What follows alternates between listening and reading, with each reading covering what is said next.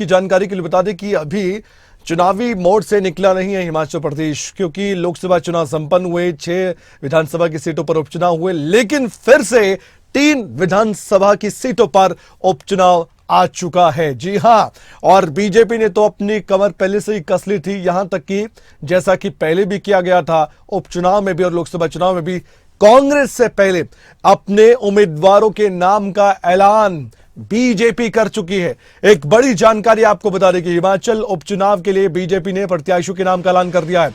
3 विधानसभा seat पर उपचुनाव है हिमाचल प्रदेश में। बीजेपी ने अपने उम्मीदवार चुनावी मैदान में उतार दिए हैं और बीजेपी ने 3 पूर्व निर्दलीय विधायकों पर ही भरोसा जताया, जिन्होंने खुद की विधायकी छोड़कर बीजेपी का दामन थाम लिया था, कमल के फूल को हाथ में ले लिया और उसके बाद कमल के फूल के निशान पर ही अब चुनावी मैदान में उतरे हैं। पहले निर्दलीय लड़े और जीते भी।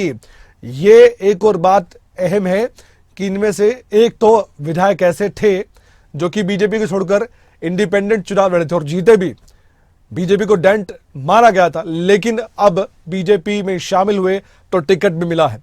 हमीरपुर विधानसभा से आशीष शर्मा बीजेपी उम्मीदवार, देहरा से होशियार सिंह बीजेपी उम्मीदवार, नालागढ़ विधानसभा से केएल ठाकुर का नाम भी सामने आ चुका है। तीनों विधानसभा सीटों पर बहुत दिलचस्प मुकाबला हो सकता है। 10 जुलाई को मतदान है, 14 जून से नामांकन की प्रक्रिया शुरू हो जाएगी, यानी कि नामांकन की प्रक्रिया आज से ही शुरू हो गई है। हिमाचल प्रदेश में बीजेपी ने 3 विधानसभा सीटों पर जो उपचुनाव उसके लिए उम्मीदवार उतारे हैं, ये पहले से ही लग रहा था कि इन तीनों को ही टिकट मिलेगा। वजह साफ है, आप भी जानते हैं और हम भी जानते हैं। पहले खुद ये विधायक थे, 15 महीनों तक विधायक रहे, लेकिन आप सोचिए कि विधायक का पद इन्होंने छोड़ा, जबकि जरूरत नहीं थी, बाहर से समर्थन दे सकते थे। इसलिए तो कांग्रेस के विधायक और जितने भी थे उनको भी लगा कि ऐसा ये क्यों कर रहे हैं, बीजेपी में शामिल होने के लिए या फिर कोई और रणनीति है। यही एक वजह थी, यही एक बड़ा कारण था कि इन्होंने बीजेपी को ज्वाइन किया और फिर बीजेपी ने इनको टिकट दे दिया है, क्योंकि इन्होंने एक बड़ा रिस्क तो लिया राजनीतिक तौर पर कि अपनी विधायकी को छोड़ा और फिर से चुनाव लड़ रहे हैं उसी जगह से जहां से ये सिटिंग विधायक थे, लेकिन इस्तीफा दिया, इस्तीफा मंजूर हुआ, उसके बाद नोटिफिकेशन जारी हुआ। 3 चेहरे आपके सामने एक एक करके इनका चेहरा आप देख लीजिए। वैसे तो ज्यादातर हिमाचल के लोग इन्हें जानते ही हैं, लेकिन फिर भी मैं एक एक करके नाम और चेहरे के साथ बता दूं। सबसे पहला चेहरा आशीष शर्मा का, हमीरपुर सीट से बीजेपी उम्मीदवार, ये अभी विधायक भी थे लेकिन इस्तीफा दे दिया। दूसरी ओर होशियार सिंह जो कि देहरा से चुनावी मैदान में बीजेपी की तरफ से आ चुके हैं, निर्दलीय विधायक थे ये भी, और तीसरे भी निर्दलीय विधायक थे, क्योंकि तीनों निर्दलीय विधायकों ने अपना इस्तीफा दे दिया था, इसलिए उपचुनाव हो रहा है। इनका नाम केएल ठाकुर, आप जानते हैं, ये नालागढ़ से उम्मीदवार हैं बीजेपी के। तो हिमाचल में 3 विधानसभा सीट पर उपचुनाव, बीजेपी के प्रत्याशियों के नाम, इनकी पहचान आपके सामने है।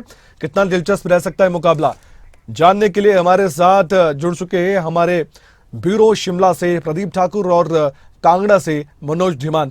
सबसे पहले मैं 2 सीटों की बात करूंगा, हमीरपुर और नालागढ़ की। मैं प्रदीप के पास आपको ले चलूंगा और प्रदीप से इन दोनों सीटों के बारे में बात करूंगा, फिर देहरा को लेकर भी मनोज आपसे बात होगी। हमीरपुर और नालागढ़, मैं आपसे जानना चाहता हूं प्रदीप, बीजेपी को कितनी उम्मीदें हैं कि उनके खाते में ये सीट आ सकती है? और एक और बात, क्या पॉलिटिकल माइलेज और मतदान के दिन जो फायदा है या मतदान का दिन इन निर्दलीय विधायक जो थे कभी, आज फिर से चुनावी मैदान में आ चुके हैं, इनके खाते में पॉजिटिव पॉइंट्स कुछ हैं कि ये अभी सिटिंग विधायक थे और अब दोबारा चुनावी मैदान में आ चुके हैं, जो नैरेटिव लेकर ये चल रहे हैं उसको फायदा इनको होगा या कुछ नेगेटिव पॉइंट्स इनके लिए मुश्किलें खड़े कर सकते हैं? मैं ये जानना चाहता हूं आपसे। बिल्कुल, देखिए, अगर तीनों निर्दलीय विधायकों की बात करें तो ये निर्दलीय थे, किसी पार्टी के साथ जुड़े नहीं थे, और जैसा आपने भी शुरू में जिक्र किया कि ये तो बाहर से भी जो है समर्थन कर सकते थे, चाहे बीजेपी को करना होता या फिर सरकार को। जब सुक्खू सरकार नई बनी थी तो इन्होंने बाहर से जो कांग्रेस पार्टी को समर्थन दिया, उस वक्त कांग्रेस विधायक दल की बैठकों में भी ये हिस्सा लेते आए।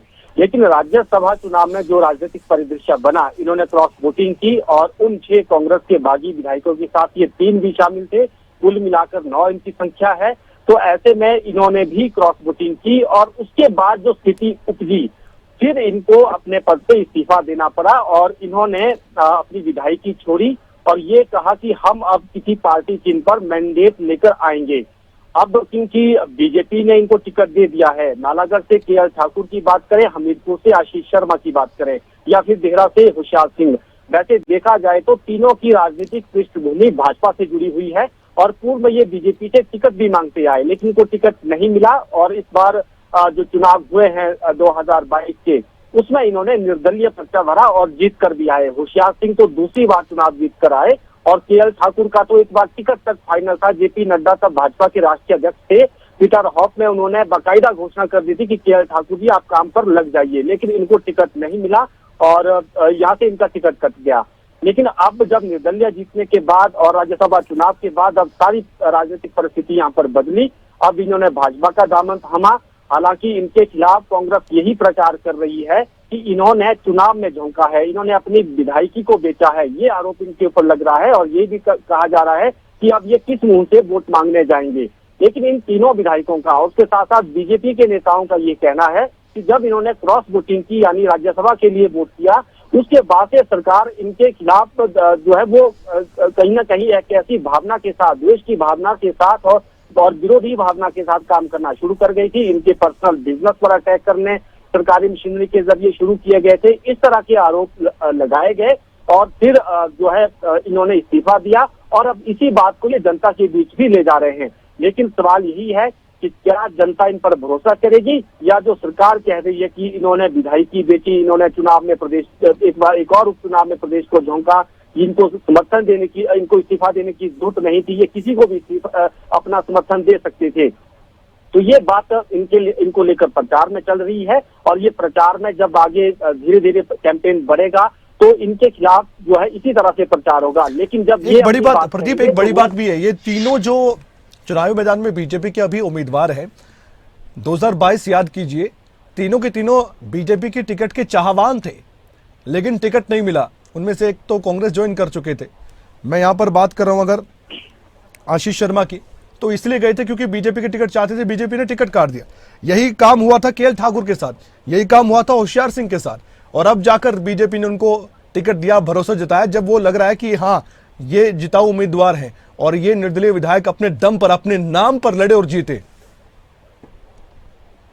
बिल्कुल, देखिए राजनीति में कई बार देखा जाता है कि अपने फायदे के हिसाब से, सुविधा के हिसाब से, स्थिति परिस्थिति के हिसाब से रिश्ते बनते बनाए जाते हैं और ऐसा ही इनके साथ हुआ। जब ये टिकट मांग रहे थे तब इनको टिकट नहीं मिला, फिर इन्होंने चुनाव लड़कर खुद को साबित किया और अब इनकी जरूरत है, राज्यसभा चुनाव में इनकी जरूरत थी तो इनको अपने साथ बीजेपी ने ले लिया और अब बीजेपी की जरूरत ये हो गई कि इनको चुनाव लड़ाना है ताकि बीजेपी के बारे में भी एक नेगेटिव मैसेज ना जाए कि जो इनका साथ देता है उसको बाद में सड़क पर छोड़ दिया जाता है। तो इसीलिए 6 बागी जो कांग्रेस के थे उस वक्त के, जो बीजेपी के कैंडिडेट बने इस बार के उपचुनाव में, तो उनको टिकट देने के पीछे का भी एक कारण यही था। और हमें तो ये जानकारी उस वक्त दी गई कि कुछ तो ऐसे भी थे उन 6 में से जो चुनाव लड़ने की इच्छुक भी नहीं थे, लेकिन उन्हें कहा गया कि आपने चुनाव लड़ना है। तो ये कहीं ना कहीं ये बातें हो सकती हैं कि पार्टी को लगा है कि हमारे साथ जो भरोसे से जुड़ा है उसका भरोसा नहीं तोड़ना है, इसीलिए अब इनको तीनों को टिकट दिया गया है। लेकिन पार्टी के भीतर जैसे उपचुनाव में इस बार देखा कि नाराजगी का भाव था और उपचुनाव में निर्दलीय भी जो है यहाँ पर जो पार्टी कैंडिडेट के खिलाफ भी चुनाव लड़ने उतर गए थे भाजपा के नेता। तो यहाँ इस तरह की स्थिति ना बनेगी, क्योंकि ये कोशिश जो है बीजेपी की रहेगी कि ऐसा ना हो। और जिस तरह से अभी प्रतिष्ठा का सवाल है, ये 3 सीटें चाहे बीजेपी के एंगल से देखें चाहे कांग्रेस के एंगल से, कांग्रेस ये कोशिश करेगी कि हम 40 पार हो जाएं, बीजेपी ये कोशिश करेगी हमारी संख्या बढ़े, हमारा संख्या बल बढ़े। ठीक है, मनोज भी हमारे से जुड़े हुए हैं प्रदीप, मैं उनकी तरफ भी दर्शकों को लिए चलूंगा। होशियार सिंह की बात करूंगा और देहरा सीट की बात करूंगा। मनोज, मैं आपसे, होशियार सिंह अपने आप में बहुत अनुभवी नेता हैं, इंडिपेंडेंट लड़े हैं 2 बार और इनको जीत हासिल भी हुई है। 2 बार इंडिपेंडेंट अगर कोई एमएलए चुना जाए तो उसका खुद का, हम कह सकते हैं कि वोट बैंक है, व्यक्तिगत तौर पर उसका वोट बैंक है। इसका फायदा पार्टियों को भी हो सकता है, तो बीजेपी यही सोच रही होगी। इसी सोच के साथ कमिटमेंट के अनुसार, वायदे के अनुसार बीजेपी ने टिकट दिया, आप मानते हैं? और क्या पॉजिटिव और क्या नेगेटिव है होशियार सिंह के लिए, बीजेपी के लिए देहरा सीट पर, मैं आपसे जानना चाहता हूं मनोज।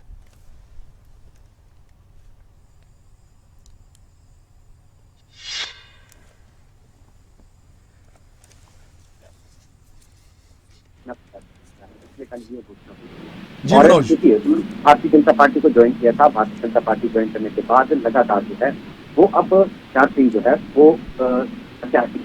ऐसे में देखिए भाजपा के अंदर जो है वो कहीं ना कहीं नाराजगी है।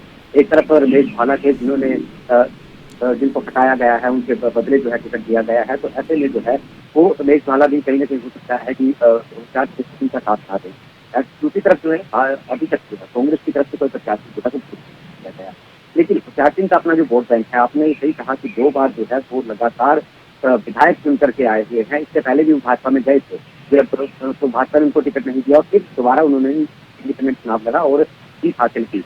उसके बाद जब इन्होंने भाजपा ज्वाइन की है, उसकी इस्तीफा दिया गया, इस्तीफा मंजूर हुआ, चुनाव घोषित हुए हैं, तो अब कहीं ना कहीं जो है ये कांटे की टक्कर हो सकती है कमल, क्योंकि इस बार देखिए कांग्रेस के पीछे नहीं रह रही है। जिस तरह से पिछले चुनाव हमने देखे हैं तो 4 सीटों पर कांग्रेस ने अपना कब्जा किया है और ये अब 3 चुनाव जो है इनमें भी भाजपा के जो प्रत्याशी दिए गए हैं इनके लिए राह आसान नहीं है, क्योंकि देखिए जिस तरफ कांग्रेस के भी कैंडिडेट होंगे और उनके लिए कांग्रेस के साथ सामना करना होगा, साथ ही साथ निर्दलीय भी इस बार और ज्यादा संख्या में जो है वो निकल कर डेरा से आ रहे हैं। ऐसे में कहीं ना कहीं जो है होशियार सिंह की राहें जो है वो आसान नहीं कहा जा सकता, क्योंकि पहले निर्दलीय चुनाव लड़ा था और अब जो है अब पार्टी की स्टैंप यानी कि पार्टी की मोहर लग चुकी है और कमल के निशान पर उन्होंने चुनाव लड़ना है।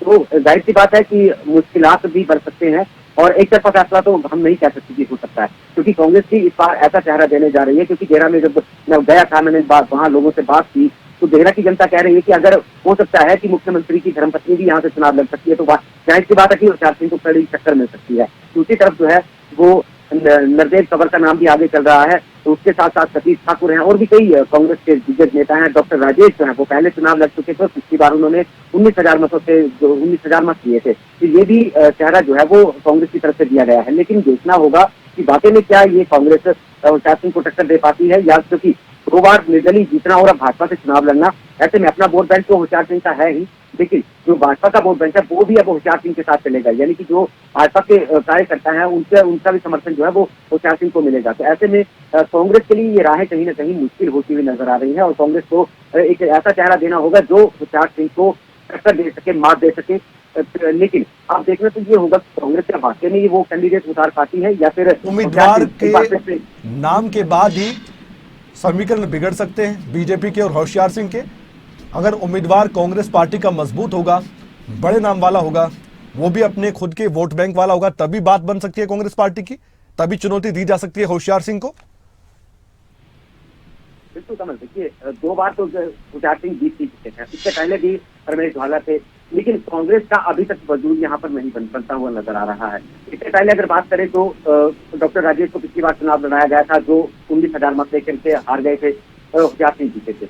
भाजपा का दूर दूर तक जो है वो कहीं नामो निशान नहीं होता था, लेकिन इस बार भाजपा और कांग्रेस की सीधी टक्कर होने वाली है और कांग्रेस को ऐसा उम्मीदवार उतारना होगा जिसको होशियार सिंह की नब्ज पता हो, यानी कि होशियार सिंह को मात देने में वो माहिर हो, ऐसा उम्मीदवार देना होगा। क्योंकि देखिए मुख्यमंत्री की धर्मपत्नी का नाम भी आगे चल रहा है और ऐसे में यहाँ की जो लोग थे, अब फिलहाल ही कमल जब हमने दौरा किया था और जब हमने विवेक पठानिया से बात की थी तो उन्होंने सीधा सीधा तय किया था कि भाजपा में जो है वो भीतरघात हो सकता है, यानी कि होशियार सिंह तैयार रहे भीतरघात के लिए, क्योंकि भाजपा का स्कीमा जो है वो कहीं ना कहीं नाराज चल रहा है। ऐसे में रमेश वाला एक दिग्गज नेता माने जाते हैं और काफी पुराने लीडर रह चुके हैं। ऐसे में उनका समर्थन जब तक होशियार सिंह को नहीं मिलता है तो होशियार सिंह की राहें भी बिल्कुल साफ नहीं है। मैं सीधे तौर पर नहीं कह रहा, लेकिन जिस तरह से लोगों से बात की है, लोगों ने यही कहा कि अगर होशियार सिंह रमेश भाला के साथ मिलकर चुनाव लड़ते हैं तो हो सकता है कि जीत जाए, लेकिन इस बार राहें मुश्किल हो जाएंगी अगर रमेश भाला का साथ उनको नहीं मिलता है। क्योंकि देखिए भीतरघात की बात आती है और अक्सर भीतरघात हो जाता है, क्योंकि जब भारतीय जनता पार्टी ने इनको शामिल किया है भाजपा में और इनको टिकट दिया है तो बहुत उन चाहवानों की उम्मीदें खत्म हो जाती हैं जो कई सालों से कार्य करता है, कई सालों से पार्टी का साथ दे रहे हैं।